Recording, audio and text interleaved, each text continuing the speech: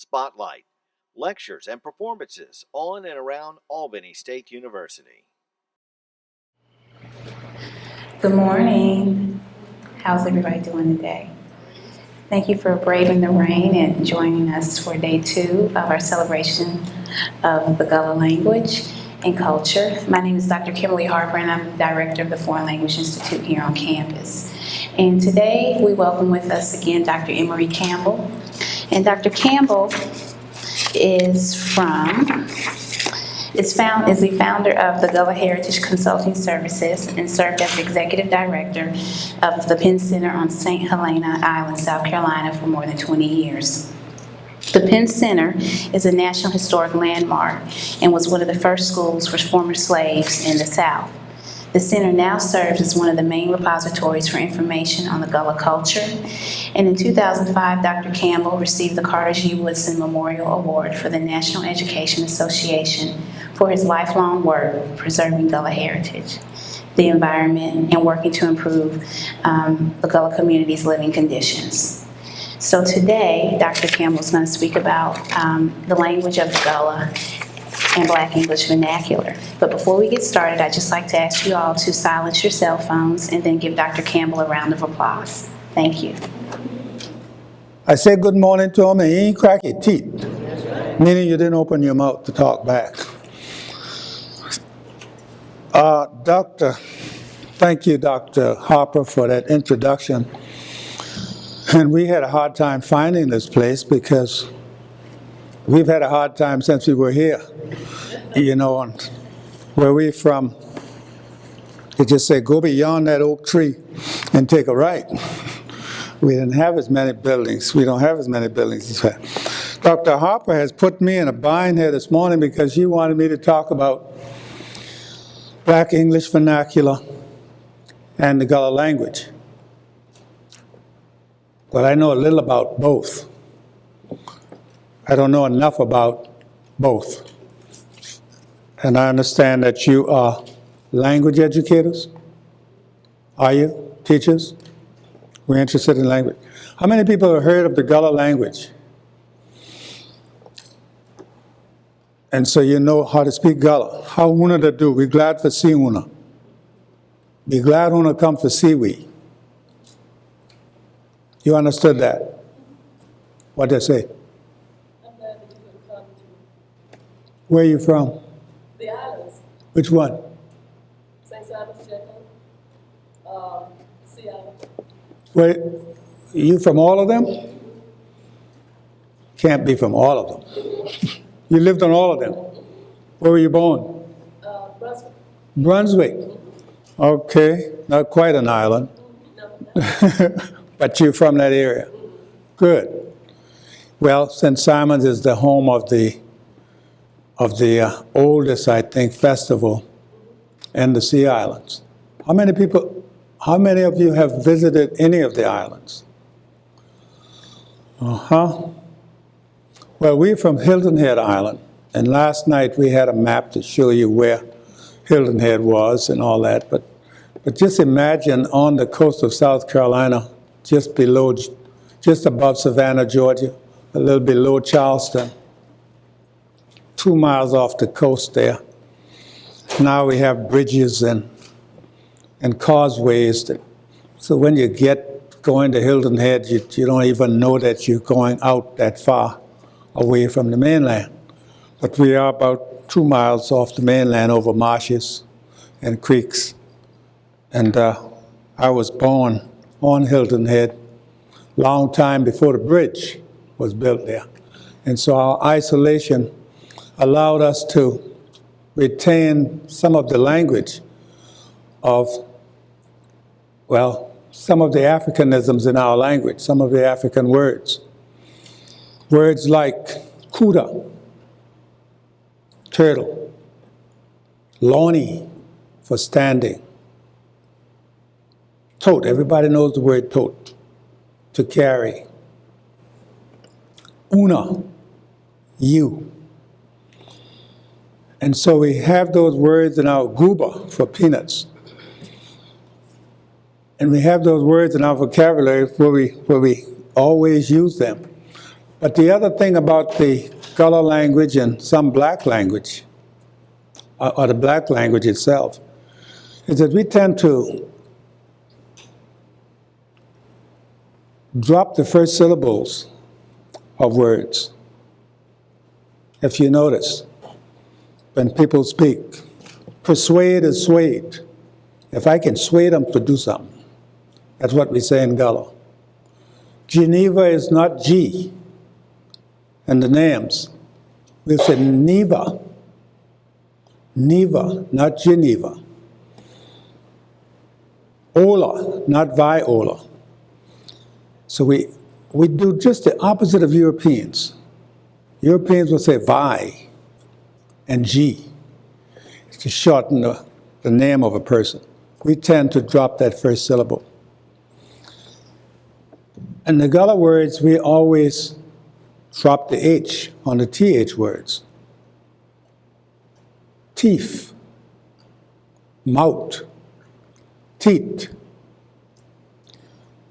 And so those are almost common practice even in the black English. We tend to shorten words. And out of the shortened words, we speak with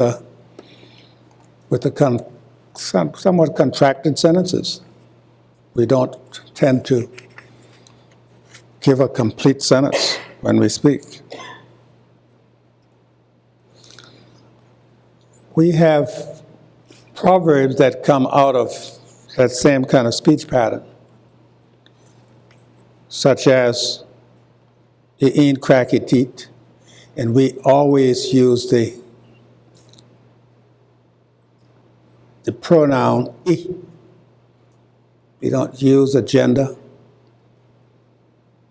or even non-gender pronouns. We just use that "I." What you be say? What you be say? You understand that? What you be say?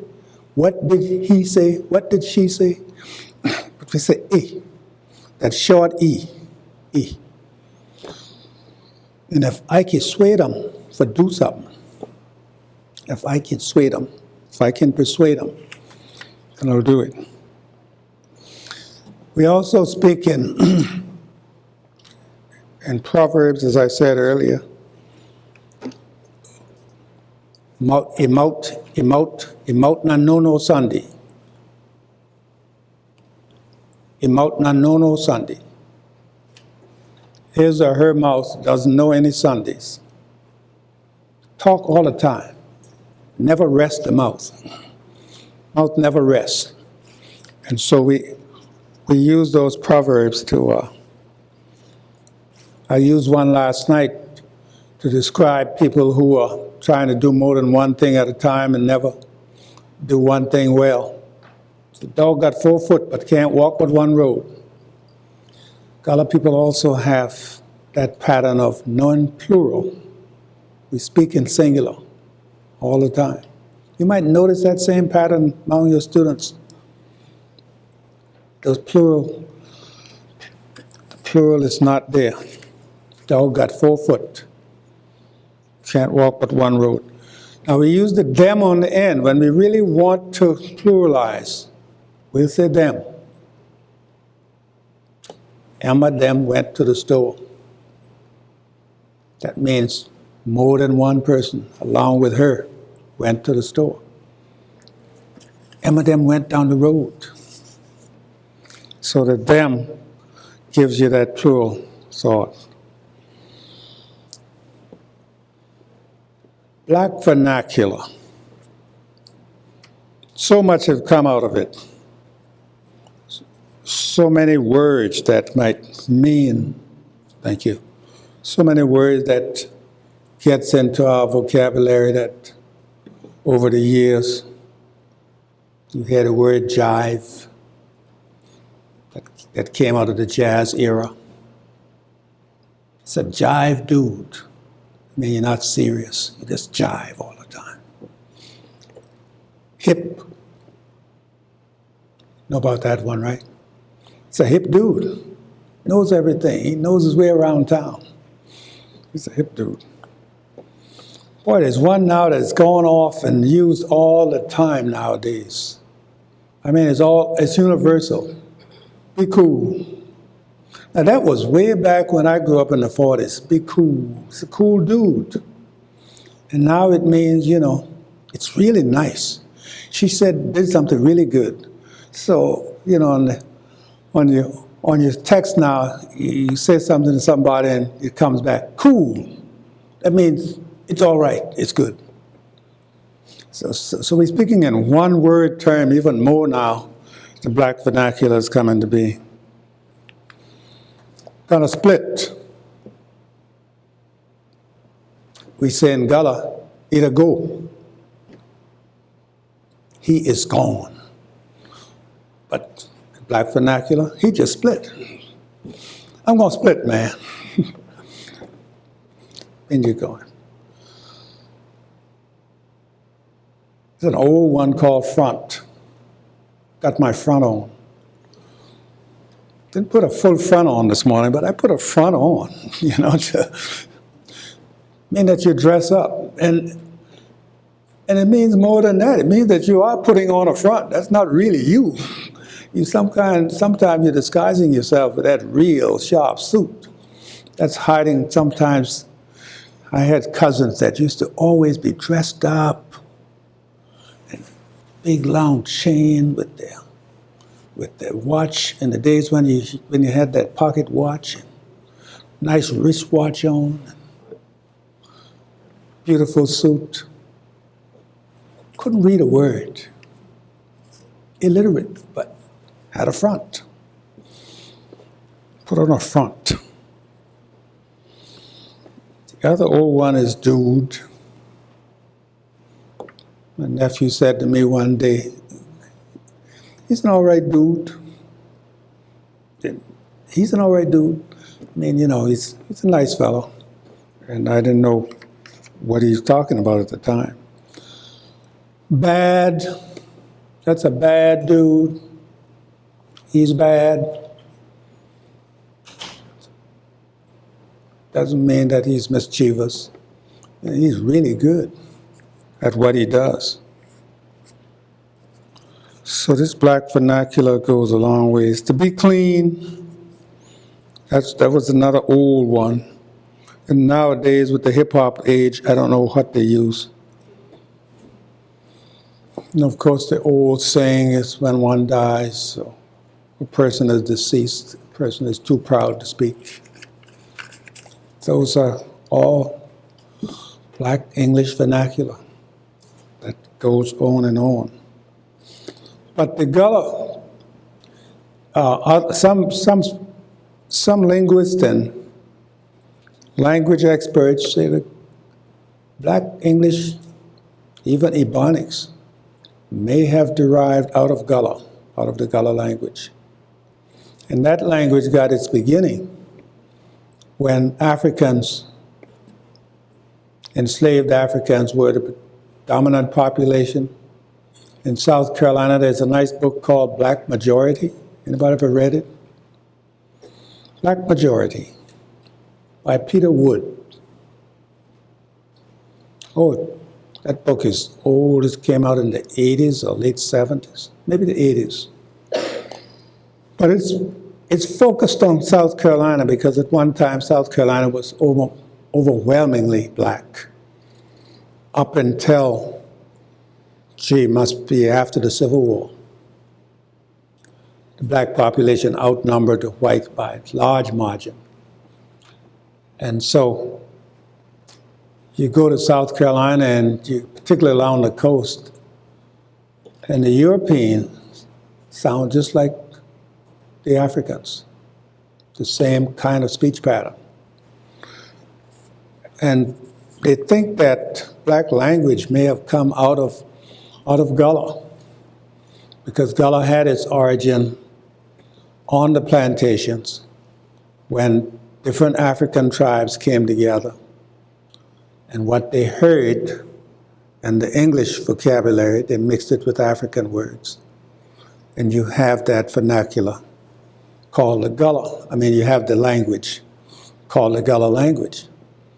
The thing about the Gullah language is that we don't have a written vocabulary for all the African words or English words that we have, some people say corrupted, but I like to say that we have altered.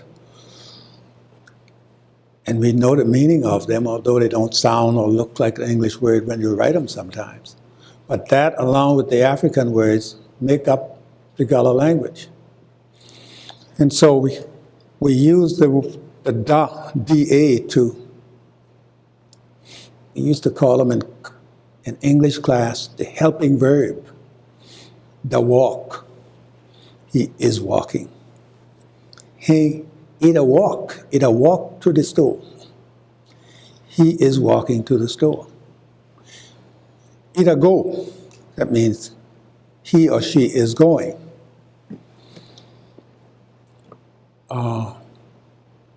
Trying to think of another one that is used in English too. It been gone. Putting the emphasis on been, meaning it's gone a long time ago. It been gone. Didn't that just go? It been gone a good while. But those are some of the examples that come to mind when we talk about Black language and Gullah language.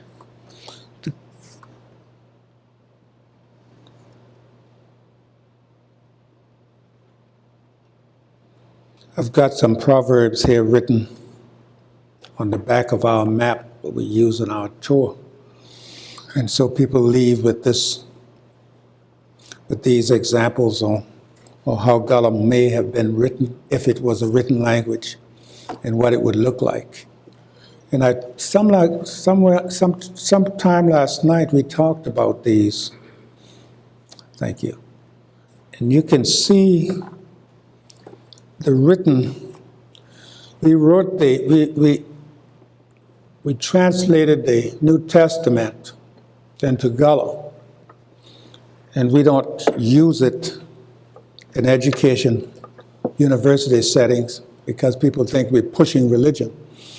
But that New Testament is something that if you're interested, you should go online and get it, because it's the longest text written in the Gullah language. But you need more? I always come prepared. The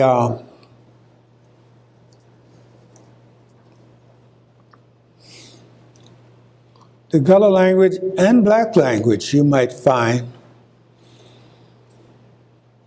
that when we were illiterate, we developed this language when we were illiterate. We, I mean our ancestors. And for the English, they relied on their ear, on their ears, on listening to hear what it is that that man is saying. And okay, that's what he said. He must have said every. Sounds like he said every, but he's saying every. And so we write every the way we say it in Gullah. Many Gullah people still say every. So you see on that proverb that's written there, every shut-eye ain't sleep. Every. And if you're not a Gullah speaker, you don't know what that word is, but it's every. That's the way we say every. So when you talk to a Gullah speaker who cannot switch, that's what you'll hear. You'll also hear Virginia.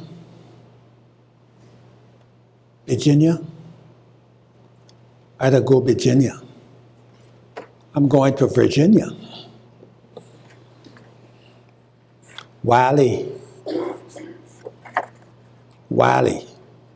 We have sometimes problem with the V sound.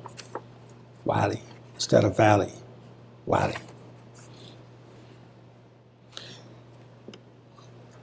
The V becomes a W. So we talked about the E, we talked about the sound. And we talked about the verb, the da, the dig, the diggy grave, itit, the diggy grave, is digging. That da is the present tense of the verb.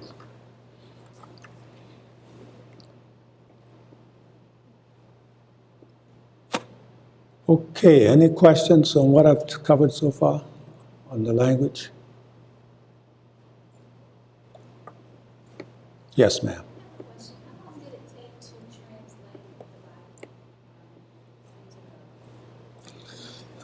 How long did it take to translate the Bible? How long did it take to translate the Bible to Gullah? I'll tell you how that project came about.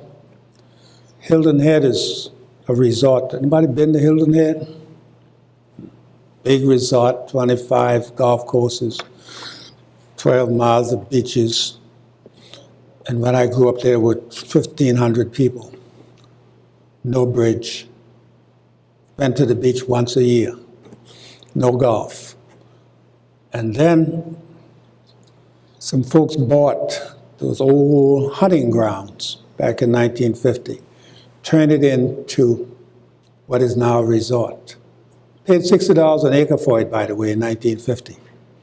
We were there on about 10,000 acres that our ancestors had bought after slavery. $10 an acre up until the 50s. That's what land cost was. And then when the resort came, people started coming to work.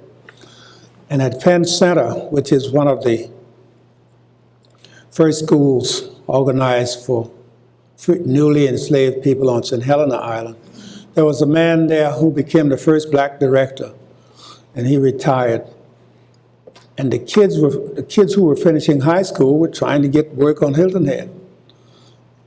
And he knew they weren't get hired. They weren't going to be hired because they spoke Gullah. And so he said, we're going to do a Sea Island language project to teach y'all how to speak English. Got a grant from the Department of Labor. I didn't know, he was a genius, wasn't he? Department of Labor, teach these kids how to speak English so they can get a job. And some missionaries heard about it. Missionaries had just retired from the Panama Project. These missionaries go all over the world, and teach people how to translate their Bible into their language. They read about it because it hit the whole universal press that Gullah language was being destroyed by this man who was teaching these kids how to speak English. And so they came into St. Helena in 1980 and began this project. Nobody wanted any parts of them because people didn't own up to speaking Gullah. People didn't want to even hear about it. We don't speak Gullah. Man on the Fusky say, oh, that man Gullah, I think Gullah man, I don't know what you talk about. When the missionaries got there. So they ended up on St. Helena Island where I was working at Penn Center. And they finally convinced us that we should be translating this language so that we could have it. And from 1981 to 2005, we worked on that project. Weekly, we'd gather, just like we're gathering now, and we say one sentence, and then we'll translate that sentence. And then we'll review it. We'll have a reviewing group of Gullah speakers review it, and they'll correct us just like you correct your English papers. And that's how we did it over 25 years. No big rush, just over potluck, Any other questions? Yes, ma'am. Have you done any research on the Barrier Islands in Maryland, like asu-tv Island or Shikatee Island and their islands? No, I haven't because I'm not a linguist, but linguists probably have. People like Joe Apala. The greatest linguist on the Gullah language, he is deceased now. But please get that book, Africanisms in the Gullah Dialect. I'm sure he didn't study Maryland, but he studied South Carolina. The reason I was asking is a lot of the dialect that I heard there from the people that lived on some of the islands with the G-U-L-A-T, in terms of how they pronounce some of the words. Mhm. And these were African American, white, black people that lived in those areas. So I didn't know where that sound came from. Oh, boy. It's very similar. Oh, good. Well, you'll find that along the coast among African Americans, regardless of where they are. I heard Gullah in Greenville, Mississippi. See, people moved around so much during not only the Great Migration between 1920 and the 1960s, but before then, black people were moving throughout this country and taking with them their language, their foodways. Some of them dropped their skills and craft skills because, they found modern equipment. But that language and that food, you can find in the middle of Harlem, middle of Philadelphia, and definitely on the coastlines. Yeah, we're not as divided as we think we are. We're not as separated. They're talking about Africa and diaspora. You can pick it up wherever we are. Any other questions? I know you said the food is very popular. What is the main dish? Rice. Rice and Gullah go hand in hand. Anytime you talk about a Gullah or Geechee person, by the way, Geechee and Gullah are interchangeable. Now, the people in Georgia have claimed Geechee, and maybe rightfully so, because we think the term Geechee may have come from two different sources. One could be the Gissi tribe, Gissi, tribe in Western Africa that were rice-growing people. They grew rice for centuries. And then they were brought to America. They went to that section of West Africa to bring people to develop rice fields. South Carolina had thousands of acres of rice, and so did Georgia before cotton. That was the chief crop, rice. Man told me, I went to a plantation in South Carolina, and he walked me around, and he said, all of this was rice plantation. They had 180 slaves here.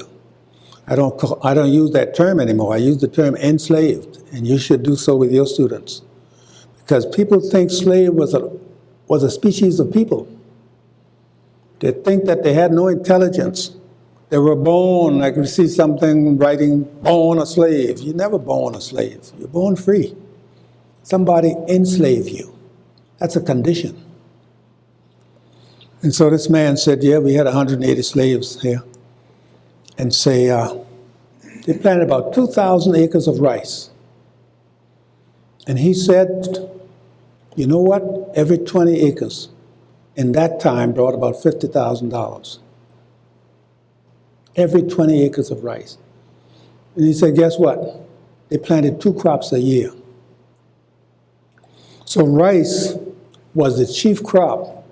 But before the Africans were enslaved and brought here to develop rice fields, they were growing rice freely in West Africa.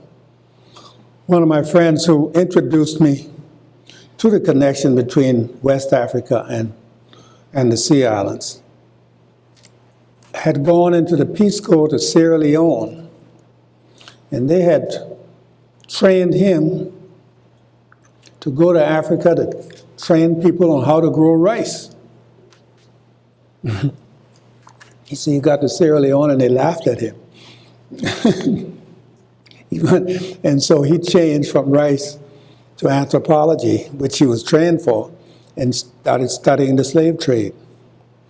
Rice is the key staple in every meal among Gullah people. You haven't had rice, you haven't eaten. So you put some food on the table, and the first thing a Gullah person will ask you, where's the rice? And then some people eat it just dry rice with no soup over it. But rice with okra, shrimp, and tomato over it is the best thing you ever taste. That gumbo over rice with fried chicken, ooh, like they say, make you slap your mama. But we have something called Hoppin' John. Ever heard of that? Who heard of Hoppin' John? Okay. Every New Year's Eve, you have a pot of rice and peas cooked together. Now, some people use black-eyed peas. We use field peas or red peas. And you cook that with, there's a smoked turkey in it if you don't like pork, but folks put ham hock in it. And that's supposed to be ready by 12 o'clock. That's the good luck pot with a pot of greens, collard greens or turnip greens. And then you have, aside from that, you have lots of fish in your diet. A lot of people make the fish net, and most along the coast you can go and get fish anytime. So fish is a big dish, big part of our diet. Rice, rice, rice. Gumbo, gumbo. Watermelon, we used to eat a lot of it. And then they started making us embarrassed about eating watermelon. The other people. Other people said, you know, they used to draw these pictures with a black face and a red watermelon. And everybody got this, you know, got discouraged about eating watermelon freely. Now you go to the supermarket and there's all sliced watermelon everywhere, and who's buying them? Not us as much as the people who laughed at us. That's an African fruit. That's why we like it.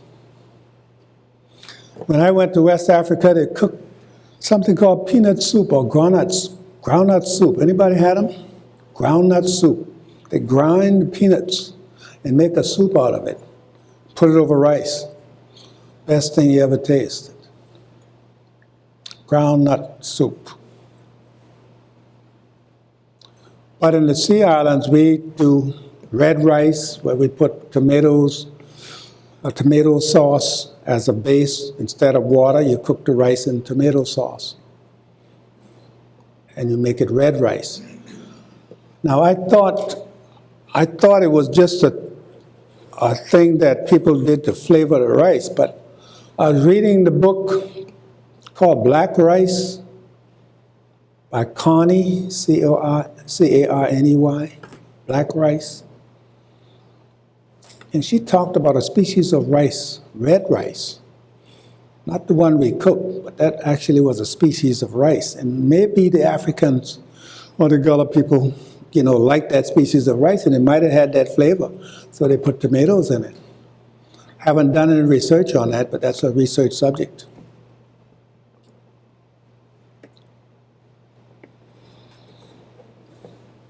There's a book by Littlefield, too, a professor who did work on rice. Rice is being researched over and over. The old rice fields in South Carolina, it's being researched. Any other questions? Yes, sir. You mentioned last evening that you used to get the shrimp marshes, shrimp and grits, and that also do. Thank you for that, Dr. Hill, because grits is such a breakfast food. I forgot that now the going dish around the restaurants, your real great restaurants, offer you shrimp and grits. But as I was saying last night, that was a poor person's breakfast, because we took the fish net early morning tide. Mom would say, go out there, see if you can get some shrimp. And when we got back, the grits was already prepared. She'd have the grits prepared.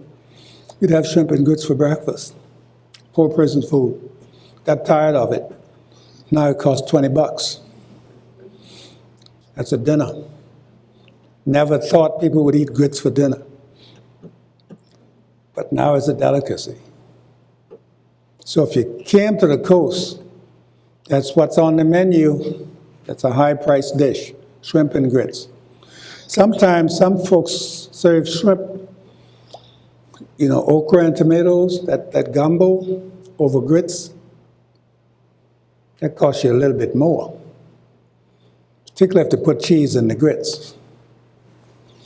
But that was a leftover. That was That was a Monday morning leftover. You know, you have that for Sunday dinner, gumbo over rice, and then Monday morning you'd have that for breakfast. Hated it.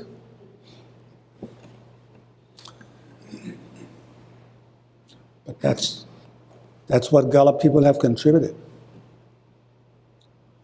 or Africans have contributed. Any other questions? If you come to the island, or how many people have been to West Africa? If you come to the islands, I always tell people, before you go to West Africa, visit these islands.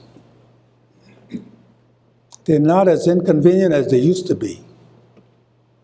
But when they were, they'd be just like West Africa is today in most places. When we visited West Africa on our trip, anybody seen Family Across the Sea? Get that film. It's got everything in it that we just discussed. Food, language, everything. Remember me saying about this Peace Corps volunteer who had gone to Sierra Leone and then became an anthropologist instead of teaching people how to grow rice? Not became, but started practicing his anthropology skills. We were doing Peace Corps training at Penn Center when I was there. And he wrote to me and said, because he had grown up in Oklahoma, where he had Gullah folks who had joined with the Black Seminoles and went and helped to settle Oklahoma. Not settled it, but were settled in Oklahoma. Black Seminoles, you ever heard of them? Well, they left Florida after fighting with the Seminoles. And they went to Oklahoma with the Seminoles. So there are Black Seminoles in Oklahoma.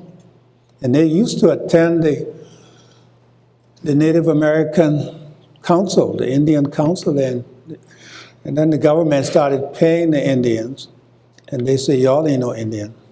So they got rid of them in the council. But they're still there in Oklahoma and look just like Indians, but they're black, like you and I. And this guy, who's a Peace Corps volunteer, went to Sierra Leone. He had been from Oklahoma, and he had experienced all of that with the Black Seminole, an anthropologist. He asked us to tell the Peace Corps volunteers who were being trained at St. Helena at Penn Center to please pay strict attention, because when they come to West Africa, that's exactly what they'll see. It's just like where they are. Same kind of culture. These were mostly white middle-class young people that got trained at Penn Center for Peace Corps. We trained them in agriculture. And the most nervous time of their life is when they had to go and spend a week, a week with a black family on St. Helena.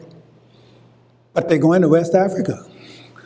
But they were really nervous about being in that house with black people. And he told us that we should tell them how important it was for them to immerse themselves in that St. Helena Island culture. And they did, eventually. But aside from that, he arranged for the president of Sierra Leone to visit the islands. And the president came, at the time it was President Joseph Momo, came out of Sierra Leone and visited with us on St. Helena. And a film crew from the ETV station, South Carolina ETV, came and filmed this session. He was there for 2 days, filmed that session. And he invited us to bring a delegation to West Africa, Sierra Leone. And so 13 of us went a year later as a delegation to Sierra Leone. And we visited the government and stayed over there 10 days. And the same film crew, on a real shoestring budget, went with us and documented our travel there and our stay there. Came back and put all that together, and it's called Family Across the Sea. Universities and colleges are using it as a subject in anthropology. But all of the connections is explained in that film. And it's online. You can even watch it online nowadays. Family Across the Sea. Any other questions? Okay. Thank you all for your attention.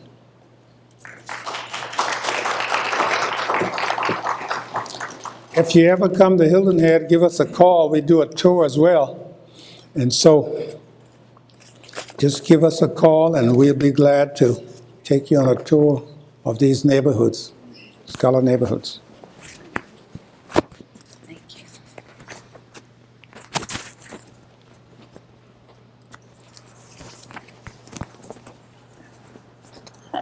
Let's see this. Well, thank you, Dr. Campbell, and thank you all for showing up this afternoon. This evening, we are going to have a drum circle here in the same building. So if you're interested in coming out and learning how to drum, you don't have to have a lot of rhythm, but we know naturally that folks do. So come out and participate this evening. We're going to start at 5:30. Thank you. Have a good afternoon.